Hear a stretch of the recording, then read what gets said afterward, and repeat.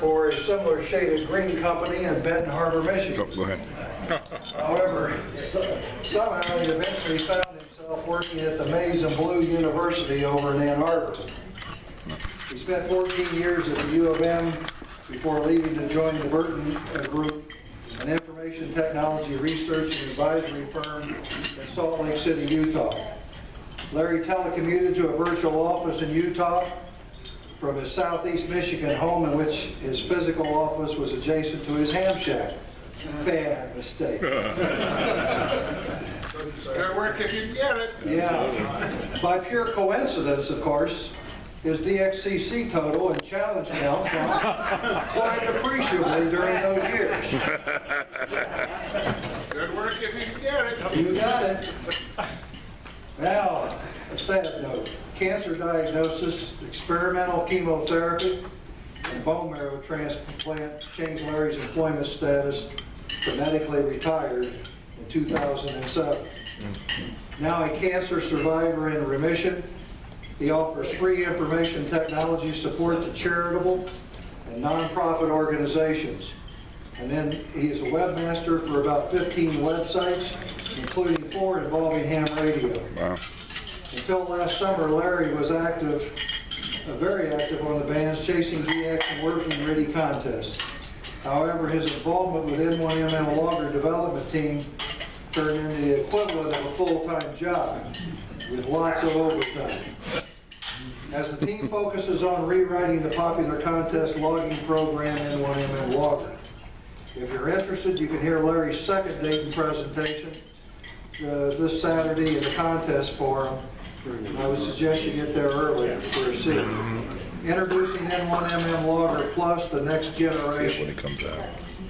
Larry has promised to both educate and entertain at this year's RTTY Dinner, and I ask you to please help me in welcoming Larry K8UT.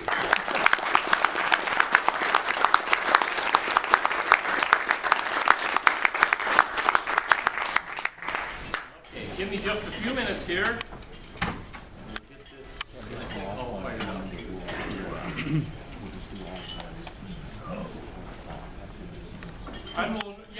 At this point, I'm the most nervous. You know how you get those public speaking things? You know how that works?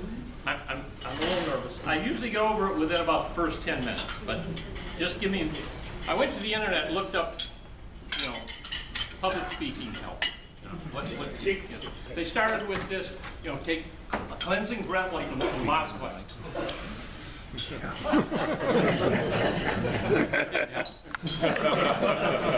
And this other site said, okay, look out at your audience and imagine them without any clothes on. That's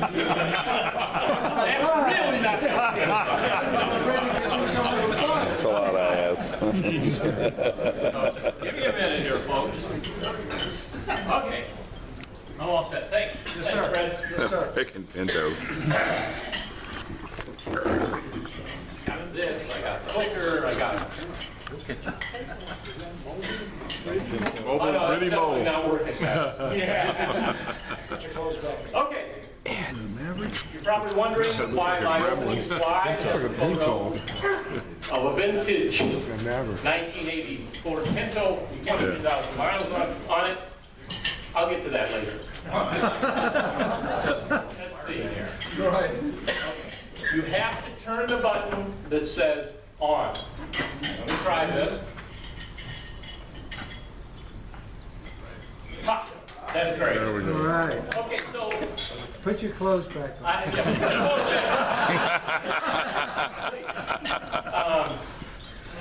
Believe it or not, despite having been a ham for as long as I've been, I've never attended a RTTY dinner, and so, or any dinner. I've never attended one of the Dayton dinners, either certainly as a speaker, but not as an attendee either. And I was nervous, and I didn't quite know how to proceed. I called Fred and said, Fred, you need to give me some background here. What am I supposed to do? He said, most important thing is let your audience know what you're going to talk about. Set expectations with them. It'll calm you down. Things will be okay. And he said, you should talk about the permitted topics. I said, well, Fred, what are the permitted topics? And he said, well, you should probably talk about ham radio a little bit. So I can do it. Talk about RTTY, he said. said you need to be entertaining. I promise I'm going to be entertaining. But you need to educate the audience too. So I'm going to do all of that. And then Fred said, and of course, don't talk about forbidden topics. Fred, what are the forbidden topics?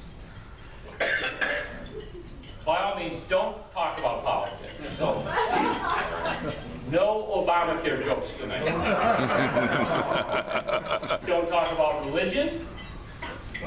Don't talk about sex.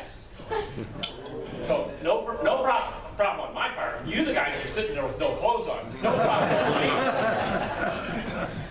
And he said, by all means, whatever you do.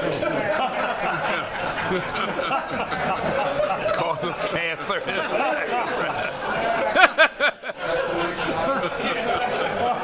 I told you, don't talk about Don't that. talk about that. So, mum's the word. I'm not talking about it. I don't have an opinion. Don't ask me any questions. I'm not going there. And finally I asked Fred, I said, okay, fine, I can do all that. I can do that. But Fred, how long am I supposed to talk? How long do these guys talk? Thank you and good night. And he said, well, Larry, look, if you're going to do a lousy job, talk for about 15 minutes and then sit down and shut up. And he said, but if you do a good job, you can have as much as an hour. I thought about that for a while. Tell you what I'm going to do. I'm just going to do an okay job. I'll talk for about a half hour, maybe 40 minutes. Here's that vintage Ford Pinto, 22,000 miles on again. Let me start with that, because this is how tonight's topic came to be. In August, just a second, son came home from Afghanistan after a year, and he and wife joined us at the house during his leave for a month from Afghanistan. And when she showed up with the 1980 Ford Pinto that she inherited from Grandpa, who bought it brand new and died 2 years later. Grandma stored it in the barn. So that car had been stored for about 30 years. Wow. Wow. Yeah, pretty cool. Really? Definitely 30-year-old tires, 30-year-old, battery hoses. I mean, the whole thing. It needed a little bit of work, but this thing was really pristine. Why didn't Grandpa buy a Mustang? Oops. Yeah, right. Of course, I want to take this thing for a little test. I had to take this thing for a ride. And faster than you could say exploding gas tank.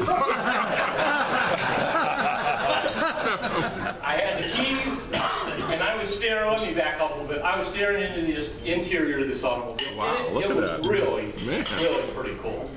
Really? But as I got situated in this car, things were a little different than the thing I'm currently driving, right? There's 4-speed manual transmission. I looked at the instrument cluster, and this was a little simpler than what I'm used to. There wasn't much. The Magic 55. Yeah. I looked at the sound system. There was no place to plug in my iPod USB port. I just didn't know where No they were. satellite radio. It was a hot August day. No air What's conditioning. going on here? Come on. Can I back up? Deb, let's go. There we go. Hot August day. No air AC. conditioning. Of course, as you can imagine. And then Manual. roll down the windows. Well, in this car, it was really rolling down the windows. My daughter-in-law wanted to go for the ride with me, and so I had to unlock the passenger side door and then, lean across the automobile, grab that knob, pull it up. And as I looked down on the floorboard, this is the part I Third really pedal. liked. There was that little silver button down there. That little silver button. And if you remember, it didn't matter how long you owned that automobile. When you wanted to turn your high beams, you were doing them. That's right. You never knew where that switch was. So, I took stock of the interior of this automobile, and I had this You know, we've kind of come a long way. And believe it or not, it was that same week that the phone rang. And it was this guy saying, hey Larry, would you consider talking at the Ruby dinner? And I said, Fred, what am I supposed to talk about? And he said, all right, just think of something. You'll come up with something you could talk about. And I decided that I would apply the same theme that I had just encountered with the vintage Ford Pinto to tonight's dinner.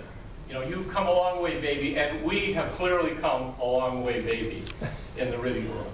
And so I'm going to divide my discussion tonight into 3 topic areas, figuring I got all the real estate covered. We're going to talk about the olden days, we're going to talk about the present days, and going to talk a little bit about the future days. But first, we're going to talk about me. So when we talk about me, I've got to confess, from a Riddy standpoint, I'm really a Riddy newbie. I had my first Riddy QSO only 14 years ago. And I'll tell you, it was a disaster. And I actually called Fred on the phone. I said, Fred, is somebody with the call sign WN5H going to be at the dinner? Because I'm going to be embarrassed. This was really terrible. I mean, this was my first Riddy QSO ever. I had just barely gotten MMTTY working. I didn't know really what I was doing. And you know, MMTTY stock comes with all those buttons that say X1, X2, X3, and other stuff on and somehow I managed to get a call sign out to this guy, and he answered me, and I was hitting buttons. He was very patient with me, and he wasn't mean. But eventually, across my screen came the message, can't you just type at the keyboard?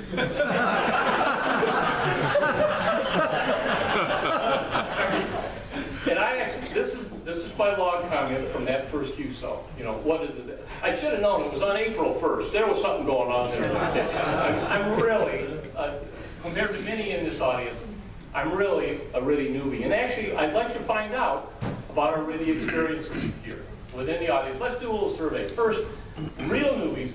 Is there anyone in this audience whose first Riddy QSO was within the last calendar year? Anybody? No.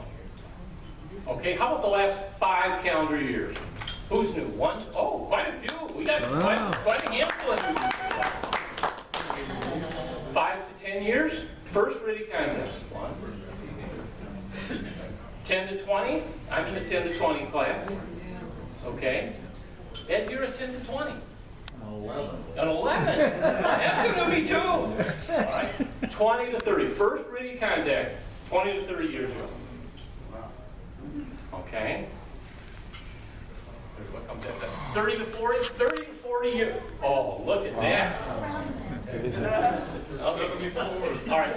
40 plus. We got any 40 plusers? Look at that. Oh, we better divide this up. Beyond 50? Anybody? Really? Okay, I want some call signs here. Who we got in the audience? When was your first Riddy Q? Get up. When was your first Riddy QSO? Come on. November, Sierra, High Italy. My neighbor had one of those AS33s or 43s or something with a roll of paper, and it was one of my first QSOs as a novice, I think. When do you think that was? When? Yeah, how many years ago? It would have been 1961. Wow. Probably, March, April. Or something. Okay. I wasn't born. All right, I saw another hand behind you. I wasn't born. Back there. Was there another over 40 back there? Keep that on the tape, Charlie. Anybody else? There we go. Come on, get up. Dallas. Dallas, K1DW. Dallas, he was from Cleveland. At that time it was Alpha Foxtrot Bravo 1 Papa Bravo, which is an Air Force Mars call, and it was in, I want to say, the mid-70s. Mid-70s. All right.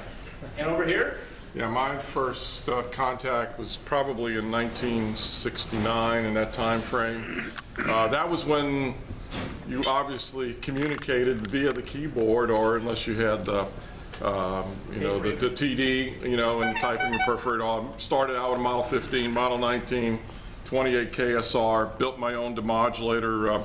You all may remember the TTL2, that was a tube version before the ST6, and all that kind of stuff. Y'all don't remember none of that stuff. Yeah, but I'll tell you what, my fondest memory was visiting Don Royer, WA6PIR, and for those of you all that don't know him, Don was a famous RTTY artist.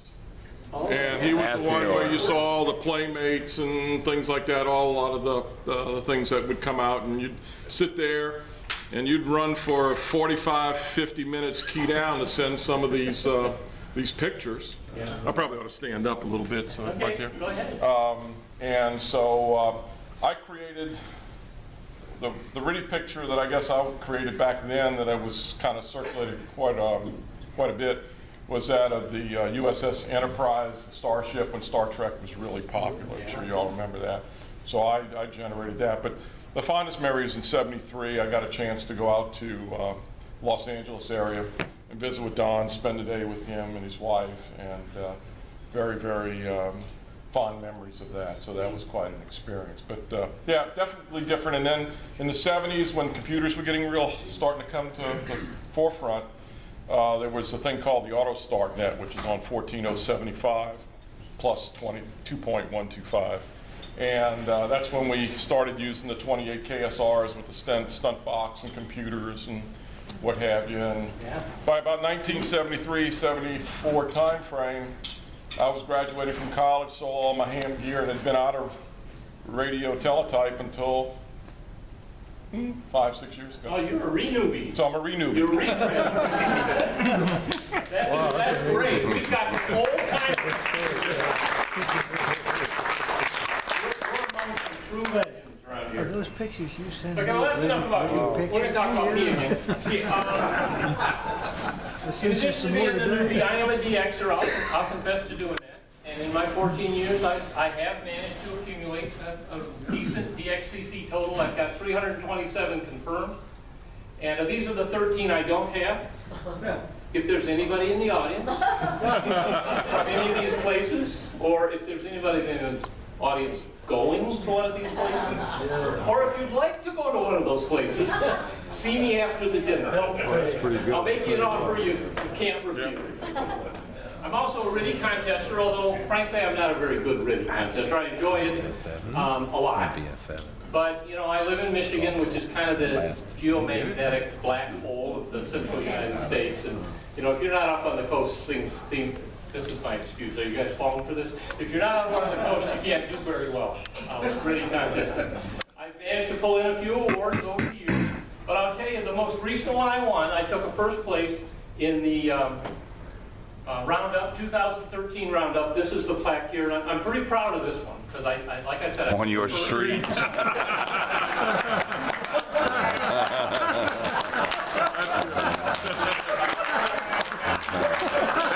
Dallas, that's better than winning your zip code. Just a minute. Just a minute. Two things. First of all, y'all probably don't know that the ARRL has a new policy. They're taking after the Youth Special Olympics, where every child's a winner.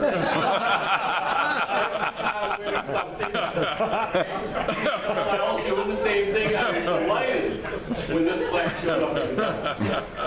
And just a minute now. Just a minute. This was tougher than you think, because I am not the only ham operator on my street. I'm not. Fortunately, the other guy doesn't do RTTY contests. Okay, that's enough about me. We're done talking about Larry.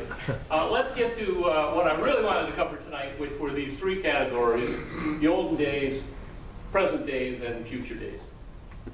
For the olden days, Sherman set the Wayback Machine for August 12th, 1981. Okay, why August 12th, 1981? Somebody? But this is an important day. This is a seminal day in RTTY contesting, and actually ham radio in general, but seminal day, August 12th, 81. We have a winner. What do you think? RTTY. No? Oh, maybe you need to be a little more of a nerd than somebody. Maybe that's Personal computer. Oh, God. Now, I know that there were personal computers before this. I mean, I worked for Heath. If there were personal computers before this, you might have had a Trash 80, you might have had a Heath HA, you might have had, but if I had to pick one date that I could say, this is the day when this kind of became legitimate, more mainstream, that's the day. But August 12th, 81 is the day the IBM personal computer was introduced. These were the state-of-the-art impressive credentials from that, about how far that's been. It's a kid. 320 kilobytes of storage for 2 diskette drives. 64 KB of RAM. Now, you could get more of that, but that's all that would fit on the motherboard. You gotta have it. The color graphics adapter was 320 by 200. Oh, yeah. Four colors at one time. Now, if you had some clever programmers, you could program it so while the program was running, you selected another 4 colors, but you could only have 4 colors on the screen at any one time. The zippity-doo-dah CPU was running at 4.77 megahertz. It was, of course, a single core, and there was no math coprocessor. You could buy a coprocessor to plug into a slot, but the built-in coprocessor didn't show up until the 80286 with the IBM PC AT showed up later. By comparison, let's talk about a present-day PC, and this is a medium-powered PC. This isn't the old, break the bank buying a PC. This has just been a few $100s. You've got 3 million times the disk space with a terabyte disk drive. 3 million times. 100,000 times more memory, 10 million times the pixel density. The processing power, I'm estimating at about 2,500 times, but that doesn't take into account the math coprocessor. So, it comes out something like this, but with a quad-core processor, you're clearly at least 2,500 times that. So, I mean, wait, there's more. Yeah. You notice how I slipped that Intel in here again? Look at that, clever. For the price of that IBM PC in 1981, you could have walked out of a dealership with 2 Ford Pintos. Wow. 2 Ford Yeah. Pintos. About 2,500. Wow. Yeah, that was a $4,000 PC outfitted as Pintos are only $2,000. $4,000. Pintos are only $2,000. Let's compare that to It wasn't today. about that time. 1895, For the price of the PC I just described, You get about 2 tires. you'd be lucky to walk out of the tire dealer with a pair of snow tires, which God knows we needed in Michigan this winter, and a pair of runners. So indeed, we've come a long way, baby. There's no question about it. No, she has on her winter coat, and I had to fight all the right to the boat. I bought a new GTO in '66. It was So let's stick with Sherman here. Set the Wayback Machine for before August 12th, 1981. We were having a discussion about this at our table. All right. You were There we go. one of these beautiful All right. So, one of these gorgeous pieces of equipment. 19, 28, 28. I got some sound effects here. Yep. Oh, now music. Did you like the ding ding ding ding ding ding ding? And let me tell you, I thought I was in high cotton when I had that 28. Let me tell you. And you got to kind of close your eyes and imagine the smell of the ozone. So that drifted through the house. I couldn't quite do ozone smell here.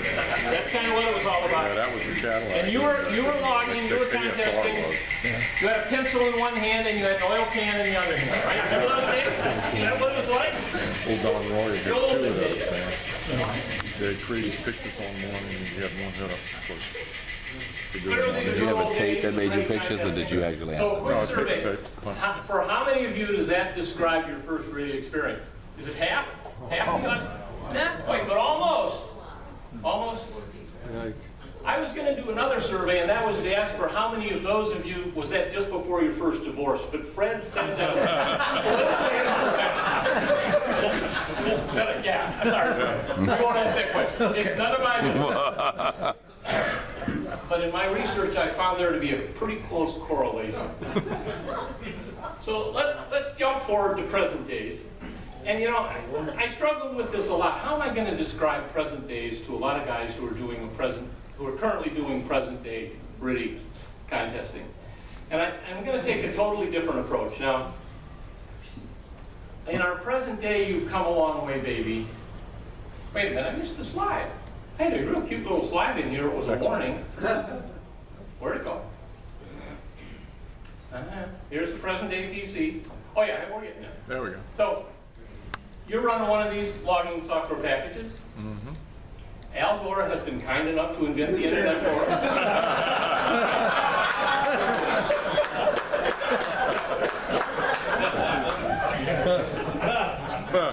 You're running, you know, all this exciting stuff out across the internet, email, chat, World Wide Web, Telnet, First Beacon Network. And you know, this is pretty overwhelming. In fact, it's been related to trying to get a sip from a fire hose. You know, you kind of reach down to the fire hose and your lips get ripped off and you nail the firewall. Okay, now I'm warning, here's some educational. I told you I was going to do something educational. Here comes the educational stuff. So this harkens back to my days at U of M. And when I was at U of M, major universities across the U.S. started rolling out things they called colleges of information sciences. This when the internet was really taken on. And information sciences was kind of on college campuses, this was the rise of the nerds. You know, that's what was happening then. And they were talking about, you know, cataloging all this data and huge data farms and terabytes of information and indexing it and allowing the students to search it and helping them with their help. And there was all this discussion, and some colleges jumped on this right away. And on other college campuses, on the far side of campuses, librarians raised their hand and said, that's my job. You know, that's what we do. We have to do it with dusty old books, but we're doing that. And this was very controversial on college campuses. Where does that type of technology fit? And if you look at your local universities and kind of look at the organizational chart and look at the university and college structure, you'll see where the axes rolled on college campuses. And this happened, you know, across the U.S. This was serious stuff. Sometimes it came down on the nerd side, and you ended up with this more on the engineering, college of engineering, computer science side. On the other side, it came down more on the social science side. And at least on the college campuses with which I was familiar, there were professors and there were deans and there were university presidents who lost their job over how they thought this was going to come down. Because the faculty, I mean, this was serious stuff about this whole information science thing and where is this internet thing going. One of the interesting things that I liked at the time, and I've used this analogy many times, that came out of the information science world was this continuum that started with data, which boils up to information, which boils up to knowledge, which eventually arrives at a state of wisdom. And this applies to the information in the computer world, but it also applies to the ham radio world. Let's take a look at how that happens. For data, this is just the raw bits. You know, I'm sure everybody's seen the movie The Matrix, right? You see all this stuff rolling down the screen. It's like getting the sip from the fire hose. Stuff's going past so fast, you can't process it. You can't do anything with that much data. And in our world, you know, that's the packet network. That's the reverse beacon network. That stuff is flying by so fast. The estimates are that for CW 2013, that weekend, there were almost 6 million packet spots. And we reached a high water mark during those 6 million packet spots of 3,000 packets a minute. Wow. That's an awful lot of data flying by, but it's raw information. You can't sit there and process that information, that data. But the data boils up to information. And in the information world, the best way to describe that in a way that most of us would understand would be the spreadsheet. You take the raw data, put it in columns and rows, add it, subtract it, divide it, you know, find out standard deviation, do those kind of things. You've moved it up one layer, made it a little more digestible. And you now have taken data and you have information from it. In our world, the ham radio world, this is probably your band map, where you take the raw data of the packet network and you boil it up one level and make it a little easier to digest so you can take a look at it and do something with it. From that, we boil up to knowledge. And this is taking the information a third step or a second step forward and creating something that allows you to do decision support work. These may be charts and graphs, but this is where you say, you know, this is what I should be doing now. This is what you should have done yesterday. Or maybe in the next 10 minutes, you need to do this kind of thing. And in the logging world, you know, we have software packages that do that for you. And this is like the available molts and queues window that point out and say, look, you know, you're on 15 meters right now, but over here on 10 meters, there's a lot of stuff happening. There's multipliers over there. This is where you should be right now. Finally, we have a category called wisdom. And that's Larry down here. Ed's up here. Notice the resemblance? This is Ed up here. That's Larry. Computers aren't doing wisdom real well right now. This is the artificial intelligence stuff, and I think we're getting there. But when it comes to wisdom, this is where the guys who are constantly winning the contest are the people who possess wisdom and the ability to take the data, the information, and the knowledge and apply that. And we'll talk about them more in just a little bit. Okay, I need to post a notice. This is kind of like Larry's disclaimer. This is purely fictional. This is just my imagination working. There's no resemblance to any real logging program, living or dead. Okay, so if I were to create a logging program, I might have an entry window up in the upper left-hand corner where you log stuff. I might have a logbook. I might have a band map, probably an available mults and queues window, and a gray line form. Just might do something like that. And all I want to describe is ways we're going to take data and make it into information, and we're going to take data and boil it up to information and boil it up to knowledge. Those of you who are staring at the screen real hard and pointing might want to attend Saturday's official product announcement.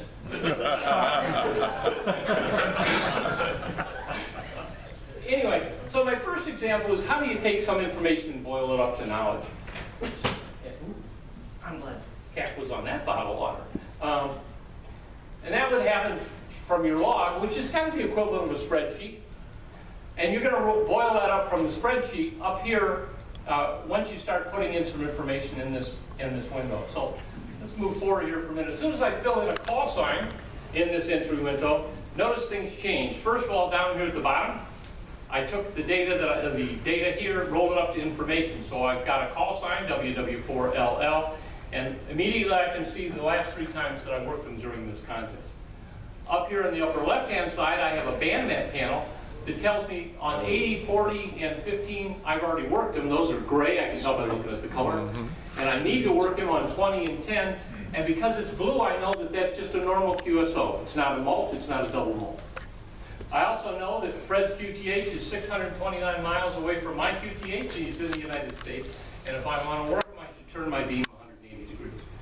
So here's an example where we've taken data, rolled it up to information, and turned it into knowledge that helps us operate in the contest. For my next example, I want to show you a telnet window, and I'm going to overlay the log with a telnet window. And this is, again, an example of getting the sip from that fire hose. And this is a video, and this is actually kind of a real-life thing.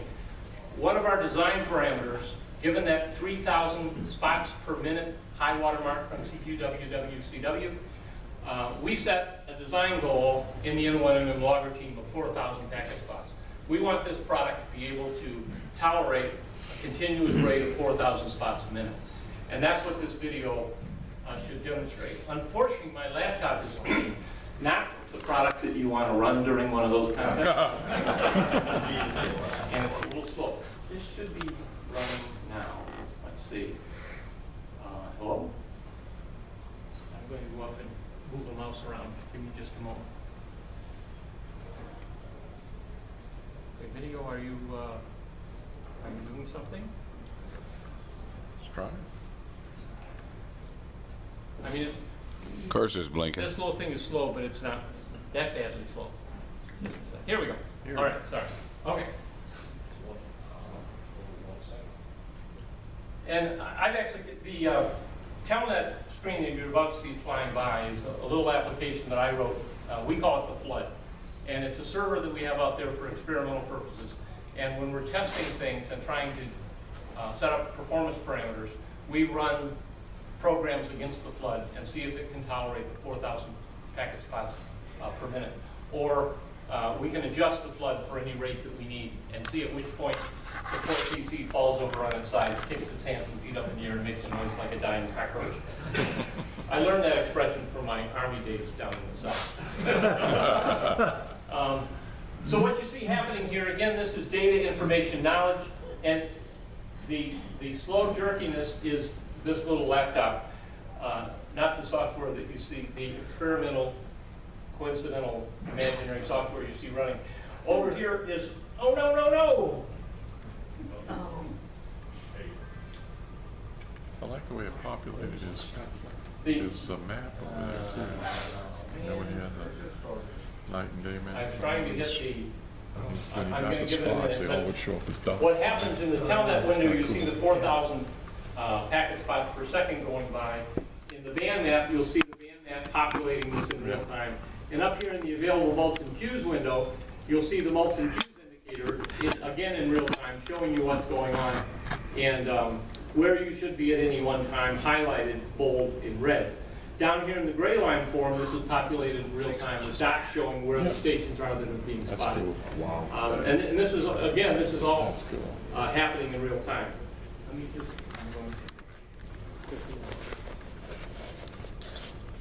try not to break things. You go out by your laptop Okay. on Saturday? This is a, this was one of our first experiments. All of the dev team has various sizes and There you is go. it? Run Oh, it good. again. All right, I'll talk over, let it run, you can just watch what happens. We're obviously trying to test on anything from Windows XP, SP3, all the way up through Windows 8. And we're trying it with different size processors, different numbers of cores, different speeds, different amounts of memory. This little thing is an ASUS 1.6 gigahertz single core Atom processor, and it is not a candidate for running an active contest. This was one of the ones, oops, this is never going to work. So you can see what's happening here. The spots are running by, they would be running by at 4,000 per second. The band map is being populated in real time. The available mults and queues are showing the most likely spots where you should be at this time. You can see the spots populating, and down here in the gray line window, you see it, dots indicating the locations of the spotted QTHs. And again, this is data, information, and by the time you get over here, you've got knowledge. Okay, that should be the end of that. If I click the forward button. Okay, I want to talk a little bit about wisdom, because I can point to 3 hams that I know, RTTY contesters, who normally post contest profiles, and they have comments like this. And these are very valid comments. And this is why these guys are always winning. Ed, Don, K8UT, and Mike, K4G&A. You know, they'll post, especially Don, you know, at the end, Don writes a small book about how his contest went, you know, almost minute to minute. I don't know how he even remembers all that stuff that he did, you know, unless he was taking notes at the time. But he says stuff like, you know, I decided when it was time, when I needed to get to 40 meters.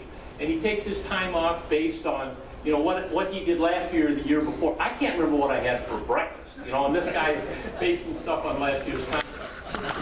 Making decisions about, yeah, there was a pileup coming in from Europe. And I ignored them, and I pointed to the northwest, and I was picking up mulch out of Japan. You know, those types, this is where wisdom comes to play. This is Ed talking. I kept that third radio listening on 10 meters because if something, yeah, and this was, Ed, you said that this morning in your session. You know, if, in the event of an opening there, I was going to grab those mults. And when to switch from run to search and pounce as your rate drops below a certain amount. Okay. I can't tell you how to do that in software, folks. You know, there's no amount of computing horsepower that's going to give you what you need for that 4th step, which is wisdom. So that was our look at current days, and I was trying to just give it to you from a very different perspective. And I cheated a little bit because I used a software package that I was familiar with. But I was trying to give it to you from a different perspective of what tools you need and how you can move from a position of data to that position of wisdom. I next want to switch to my 3rd category, which is future days. And in future days, I want to talk about 3 different areas. The first is Two-Tone's RTTY decoder by David, D3YYD. The second is something that might someday be called RTTY Skim Server by Alex. And the third is me talking about N1MM Logger Plus. First, the Two-Tone RTTY decoder. This was highlighted last year at the RTTY forum that Ed hosted. So this is kind of old news. I'm not going to get way down into this. You know that we ran a survey at that time And generally, two-tone was regarded as being superior to MMTTY in weak signal and poor signal conditions. What we found was that 80% of the people that filled out the survey, and surveys, surveys are a cheat. You only find out from the people that want to tell you what's going on. But we found from our survey respondents at the time, 80% of you were running more than one RTTY decoder simultaneously. I wasn't running more than one at that time. And I kind of scratched my head and said, I must be behind the 8 ball on this. The RTTY decoder was first released in September 2012. It's got an integration with almost all popular logging programs. Works with MMTTY as a second decoder. Many updates since its release. And according to David, and he's got all kinds of mathematical and scientific reasons behind this, he thinks he's reaching the theoretical limits of receiver demodulation of decoding. He thinks, this is as good as it's going to get. You can't depend, I can't get any more signal out of the noise. I can't dig anything better out of noise. I can't do anything better with flutter and bad signals coming in than what I'm doing already. This is about the best I'm going to be able to do. I want to highlight that point about reaching the limits, because this is the conclusion he's come to. And it's kind of hard to argue with this. Look, we can't adjust propagation. The way the signal gets to us, whether there's flutter or fading or whatever's happening in the atmosphere, that's a given. That's going to happen. We can't get any better performance out of the decoder engine. Therefore, if we're going to improve RTTY communications, we're going to have to fix stuff over there at the transmitter end. We have to start talking about how to make the transmitter send out a better signal. And when you get involved in conversations with David, and he and I had a lot of discussion about this prior to this event, he's kind of he's on a jihad about this. I mean, he feels pretty strongly about it. It's time to fix the transmitter side of things. And so when you start talking about fixing the transmitter side of things, the first thing comes up is, well, you know why those signals are so lousy? It's because those guys over there are running FSK. And that group, of course, says, well, that those ugly signals that those AFSK guys using over here, that's why that's happening. And so you dig up that whole controversy. And, we don't need to go through why, one is better than the other. Typically, the one that's better is the one that you like, and the one that's worse is the one that causes cancer in lab rats. But there are reasons why neither of these are optimal. And this is where we get to the point of introducing this notion of pseudo frequency shift keying, or as Dave calls it, PFSK. And this is a direct quote from one of his emails, where he says, the biggest problem that exists, and this is easy for the software guy to say, it's not my problem. I'm doing the best I can. That guy over there is the guy that's sending. But I think this is some valid stuff. And clearly, when it comes to FSK operation and using LPT ports and serial ports to try and generate a perfectly timed RTTY, he's got a very legitimate point. So what pseudo FSK is all about is this is a replacement for serial and parallel port external EXT FSK keying. And the way he does it, he tells your sound card to generate a 5 kilohertz tone. And there's also some technology on the market that does this already, and he gives some credit because this is kind of what spawned his idea. FLDigi does it today with a 1 kilohertz tone, but David has kind of prevailed upon them, and I understand FLDigi is going to modify theirs in the future to also be a 5 kilohertz tone. It can deliver one of 2 PFSK signals, so you can do SO2B, SO2R. And in the SO1B world, you've got the receive input, which is aux in on your sound card, and aux out is this 5 kilohertz tone that's going on. SO2V uses stereo channels, so you use left and right in and left and right out. So with one sound card, you can accomplish RTTY reception and PFSK transmission.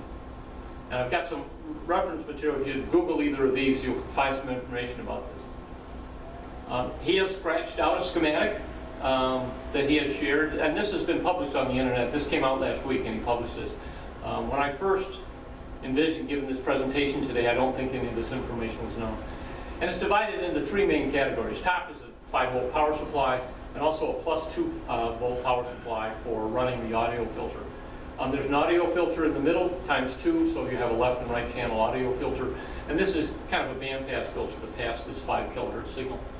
And down at the bottom, you've got this dual CMOS A-stable multi-vibrator, where you run this 5 kilohertz signal into it, and it generates a square wave output. It's got the values of a handful of resistors and a couple transistors that you need.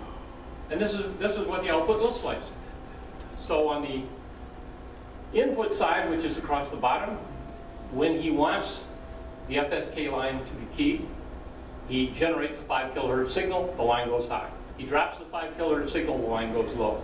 So this is the equivalent of an FSK line that you've got coming out your DTR line in your serial ports today, except he believes that the timing is perfect. And so by using this 5 kilohertz tone, he can now begin transmitting FSK with perfect timing, thus overcoming the problem that we have today with serial and parallel ports. He can do this at 45.45, 50, and 75 watt.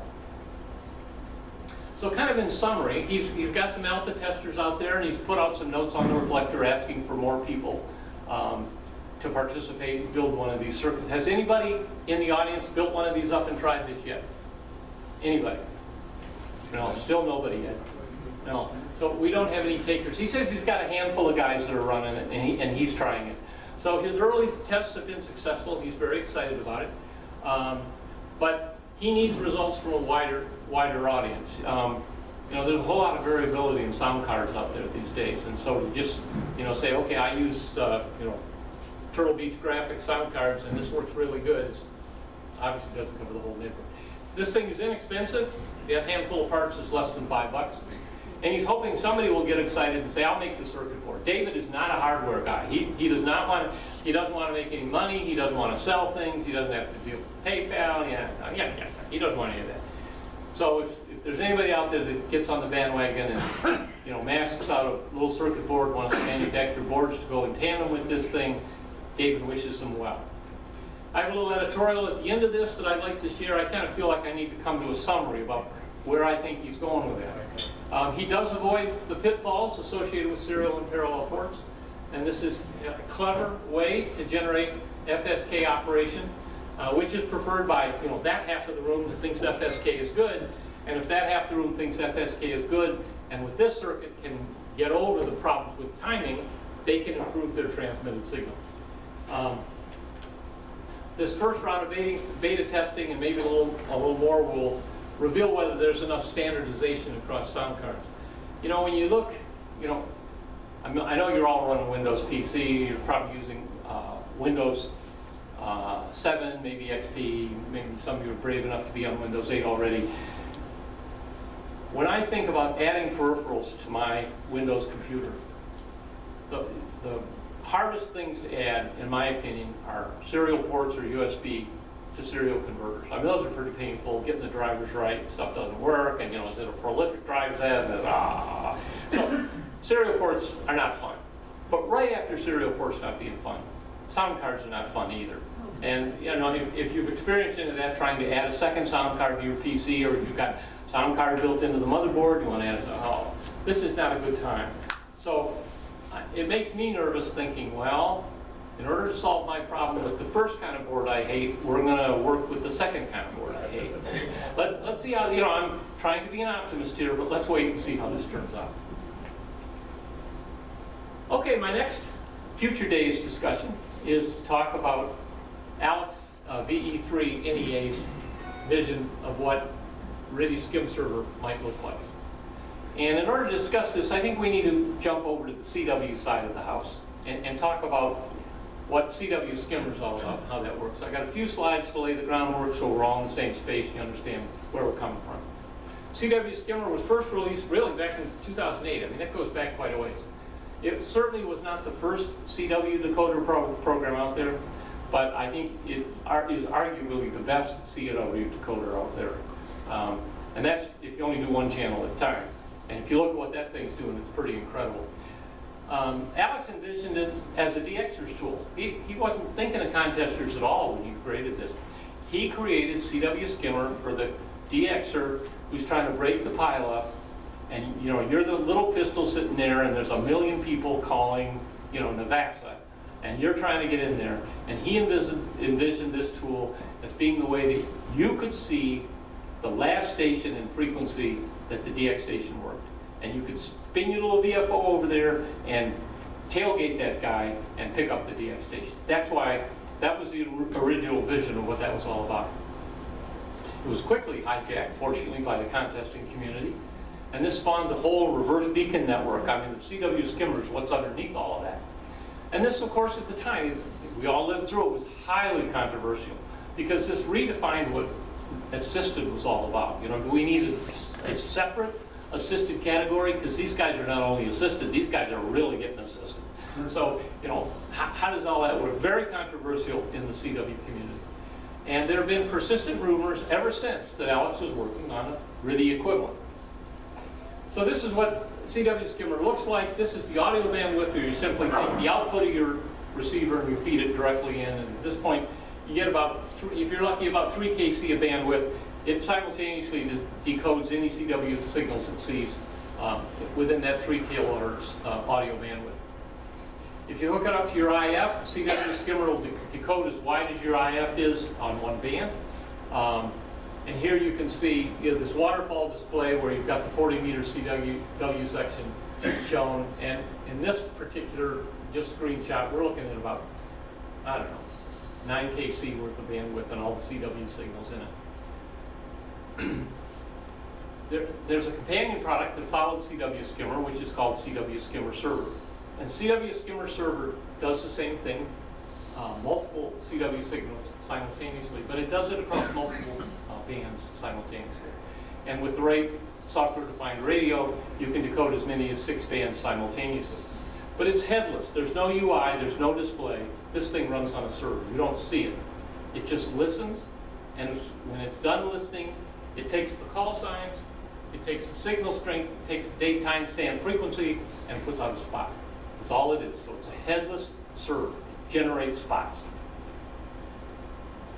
These two products, as you know, are responsible for an astronomical rise in the number of packet spots during contesting since then. And these are charts that were developed by Pete in 4ZR, who is one of the, well, probably the leading RBN evangelist. And so enter RTTY skimmer servers. RTTY skimmer server is something that Alex has been working on. The rumor, as I said, has been floating around for a long time. He has this multi-signal RTTY decoder plot, but it won't look like CW skimmer. This isn't a PC client product. This is a server product, just like CW skimmer servers. It would be headless. It would be multi-signal simultaneous. It would also be multi-band RTTY decoding. And just like CW skimmer server, this will output directly out onto the packet now. So when are we going to see this thing? He estimates that he'll be in alpha testing this fall. So prior to the end of the year, we may see a rollout of what's called RTTY skimmer server. And folks, I think this thing is coming at us like a freight train, and it's going to be a game changer. This is a big deal. It was a huge deal for the CW community because they didn't know it was coming. We can see it coming. We know already what it's done for the CW community, and it's going to change RTTY contesting. I mean, this is really going to change what we know to be what assisted RTTY contesting looks like. So my prediction is there will be great weeping and gnashing of teeth, just like there was for CW skimmer. There are going to be those that claim that, you know, oh my God, the sky is falling. But this technology is going to prevail. I mean, our whole hobby is built on using prevailing and new technologies and exploiting those. And it's going to prevail and it's going to win.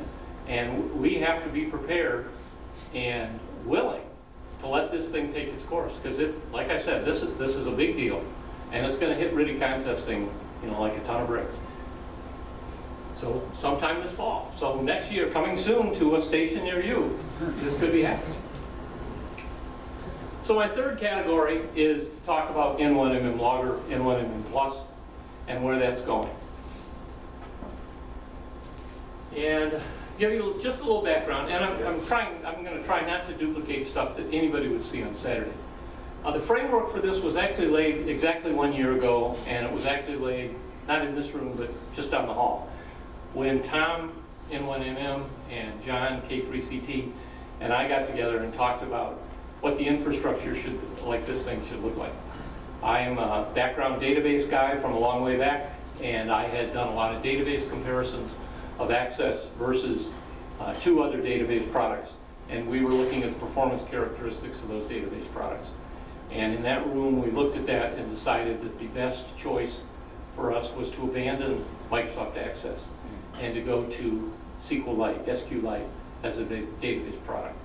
And as you'll learn on Saturday, that's the underpinning that's beneath N1MM+. So we're dropping Access, we're going to SQLite. Now, I need to ask another one of Larry's surveys. Who has never heard of SQLite? Never heard of it, didn't know squat. Rick, put your hand down. Okay, hands again, I really do want to see how many. All right, how many of you don't own a cell phone? Good, okay. You've all got SQLite and you're running it, okay? SQLite is the database engine inside the contact list of every cell phone on the planet. Apple uses it and Android uses it. It's very popular, it's out there. It is the most popular, based on cell phone usage, database on the planet. So it isn't brand new, but everybody hasn't heard of it. Rick, into AMG in the back, raised his hand. I want to introduce 2 people who are in the room as I begin talking about N1MM+. Rick, into AMG, is at the back table there. We made him sit in the back so he'd behave himself. Those of you who know N1MM know that Rick is the primary programmer and responsible for the RTTY information interface and the digital interface and the MMTTY integration. So when you see the programming enhancements that I'm about to show and what goes on inside N1MM Logger, he's the man.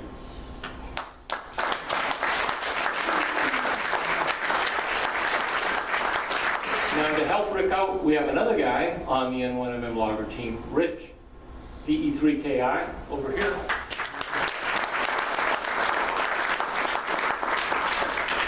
Rich works in the N1MM Logger website authoring team, and he is the guy that writes down all the stuff that Rick does. So, Rick makes it work, and that team is the team, between the two of both of them know more about RTTY contesting and how to use it in N1MM Logger than I do.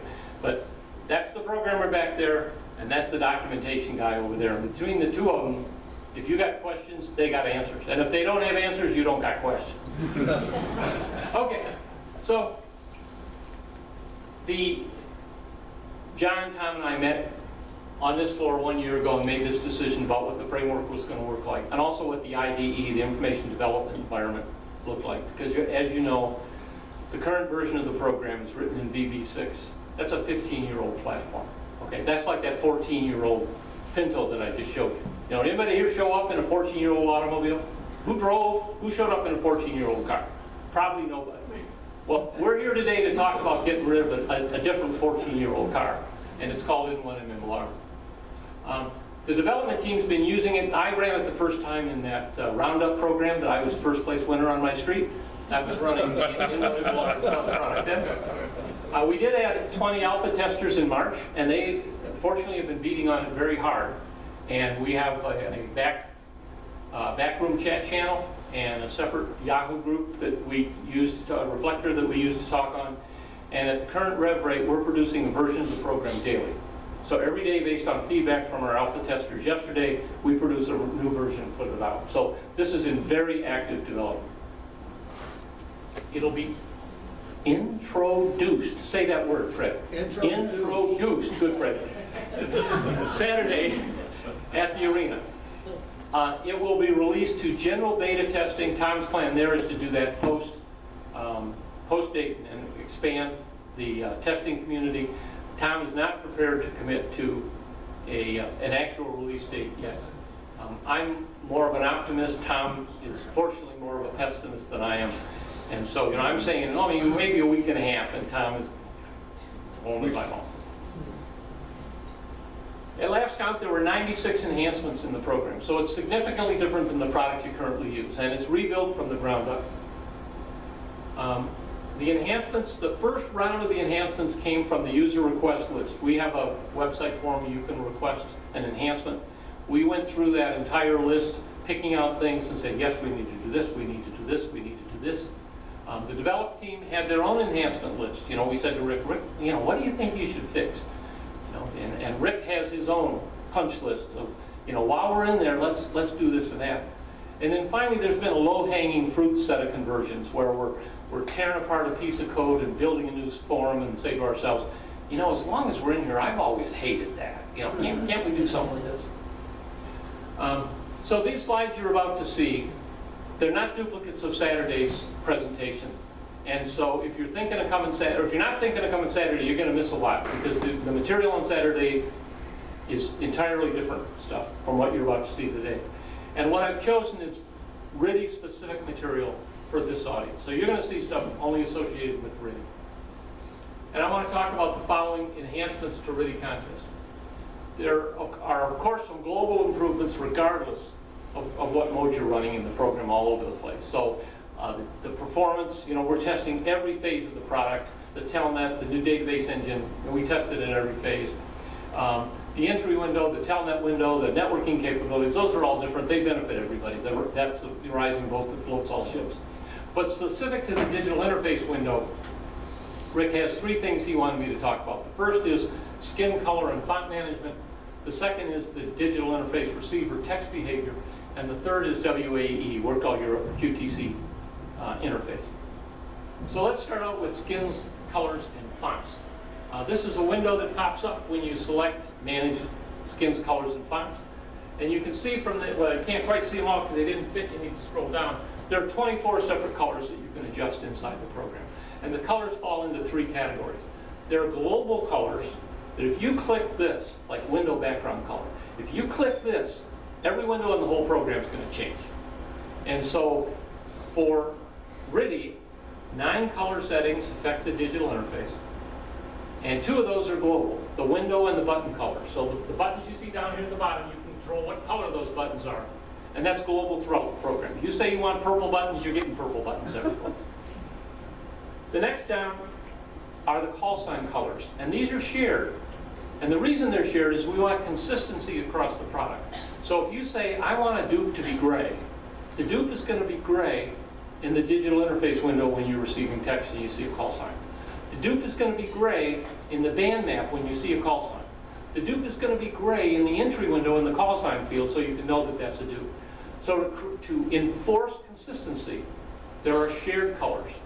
And you can see here that there are 1, 2, 3, 4 of those shared colors in the program. So you set those, they affect the digital interface, but they're also shared. And then finally, there are 3 areas that are dedicated only to the digital interface. I want to be able to set the background color of the text screen on the digital interface, independent of every other color. That's an independent setting. I want to be able to set the digital interface received normal text color. You set that color. And the My Call Sign color in the digital interface window is a third setting that is unique only to the digital interface window. I want to point one other thing out as we start talking about fonts. On the Font Set tab, up here, you got Color tab, Fonts, and there are 5 different fonts that you set, and these fonts are global throughout the program.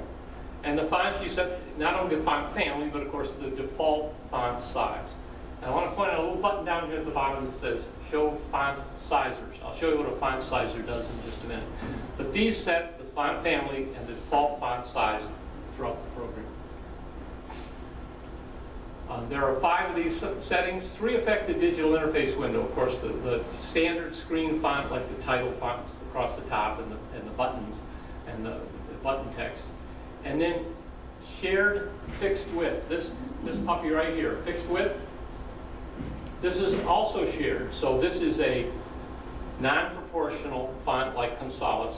And it's the same font in the digital interface window that you see in the log, that you see in the Telnet window, that you see in the information window, where you have columns of information you want to make sure they line up right. So there's one spot that you select that font and it affects 4 different windows. That font sizer that I mentioned is a feature It's included on almost every window in which you see text. And at last count there were 6, but these developers, they keep adding these features here. So there were 6 yesterday, I don't know how many there are today. But in the digital interface window, that's a little button up here. And you start out with the default font, so when you open this up, if you said I want that Gonzalez font to be 10 point, when you open this window you get 10 point. But you can click that and you can make it larger or smaller. So you can expand, and this is unique by this window. So I've just told the digital interface, I don't care that I set way over there the default font size to be 10 point. I want it to be 14 point in this window, and this will be persistent. Every time you open this window, you get this. And those little font sizer gadgets that you see to make them smaller or larger are in the upper right-hand corners of things like the Telnet window and the log and the band map and the DI window. So that's font and color controls. There's also skins underneath this. You can have a whole collection of the fonts and colors and call it a skin, and you can load a skin at one time. You can save skin files, and there are skin files included. These will be discussed more on Saturday. The next thing down that Rick just managed to do recently is to add a scrolling versus non-scrolling text capability. To show you this, I have to boogie up here and push some kind of a button. Okay, here you go. So this is what the program looks like today. I'm going to call CQ a couple times. Fred's going to answer me. We're going to do an exchange. And you'll notice what happens when I get to the bottom end of this window. The window starts to scroll. And this is a mode that I call follow the bouncing ball. And if you've ever done really contested where you try and click on the guy's exchange and it keeps going up the screen, that's what's happening here. So this is the follow the bouncing ball method. There's a button inside this where you can click it, hit the setup button. So we're following the bouncing ball. Now we're going to setup. And now you notice things look a little different. The insertion point for text is underlined text. So the line that I'm typing on, you notice that my call sign is a different color up there. My call sign is now an off-white color, kind of a yellowish color, again adjustable. I've already worked Fred, so he's gray. And now when we get to the bottom of the screen, the next insertion point is across the top. The screen no longer scrolls. And so it's not the follow the bouncing ball method anymore. And I think this is a huge improvement. And of course, it doesn't look as good here. Rick gets the credit for this. So finally, in the last category I wanted to talk about was the WAE QTC window. Now, you know, QTCs, this is one of those contests that you either love it or you really hate it. And so, in my opinion, Rick's QTC implementation for RTTY was already very good. Those of you, who runs QTCs in RTTY? Oh, quite a few guys. Okay. Bunch of sadists. Anyway, but Rick had different interfaces for both phone and CW, so there wasn't a consolidated code base for this. And users would have to jump back and forth between what this would look like. So this is what QTCs used to look like in the information window, or in the digital interface window. And what Rick has done is he has taken this module out of here, built a consolidated code base, and so the QTC window for phone and CW and RTTY all looks like this. And so if you're enough of a masochist that you like running that in RTTY, you can now run the same stuff in both phone and CW. Again, this is Rick's. When I talked about low-hanging fruit versus things that the developers wanted to do, this was on Rick's list. You know, Rick said, you know, I really like to change how layout works, and he put a lot of time into making that happen. Nobody else wanted to do it. Nobody else wanted to do it. That's right. So that's the third category I wanted to talk about in future days. And of course, I feel inclined to add a little editorial here. I gave an editorial for the two-tone stuff. I gave an editorial for the skimmer stuff, so I think I also need to add an editorial for N1MM logger.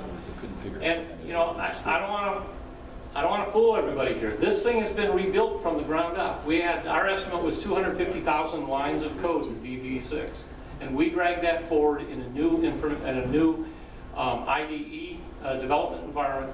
We dragged it forward on a new platform. We dragged it forward on the Windows 7 and Windows 8. So this is substantially different code. And as we roll this out, you can expect problems. We can't possibly emulate all the varieties that you have when it comes to, how are you keying this thing? What does your rotor look like? What does your video monitor look like? What are you using for? We can't emulate all of that, and it's going to happen. The other thing is we're going to run into problems the first time we hit that contest. And maybe that contest isn't going to happen until the first week of December. And we could be well into rollout by the first week of December, running along fine. We go to run that contest first week of December, and it falls over. So you can expect problems. When you set up your logging program to run a contest this weekend, the old practice of 5 minutes before the contest starts, I'm going to load it and get it configured. I wouldn't advise doing that. I don't think that's going to be a good idea. Okay? Particularly if it's the first running of a particular contest. You might want to, how these guys have the warm-ups on Thursday nights? You might want to start doing the warm-ups on Thursday nights. So folks, that's the end of my presentation tonight. I hope I've managed to be both educational and entertaining. And I thank you all for your attention.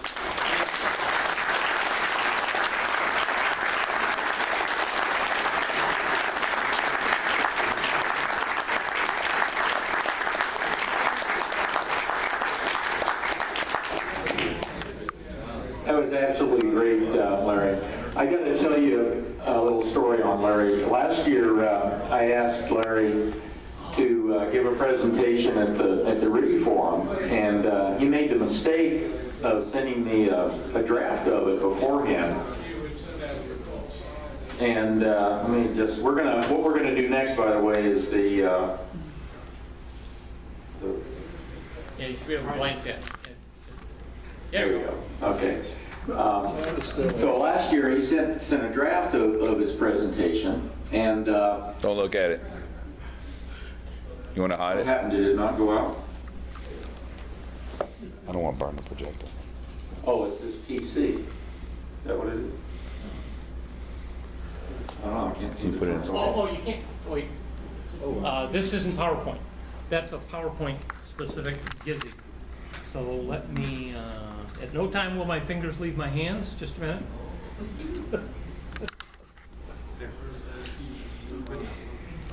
That's good. You good? Was that dead? You can blank that in 1 second. Okay, hit it. There we go. Okay. Okay, probably did that. So anyway, Larry had sent this draft to me of this presentation. He said, "Well, what do you think?" I said, "Well, Larry, it's great. It was like tonight, but it had to fit the time format of the RTTY Forum last year." But I said, this is just too entertaining. I was kind of different than Fred, right? I'm really head down on content, I said, this is a little bit too entertaining, can we kind of cut the crap and, really get to the meat of this, right? I want to get to all the technical stuff and all that. So he toned it down a little bit, but really great, Larry. Really appreciate your presentation. It's just excellent. Okay.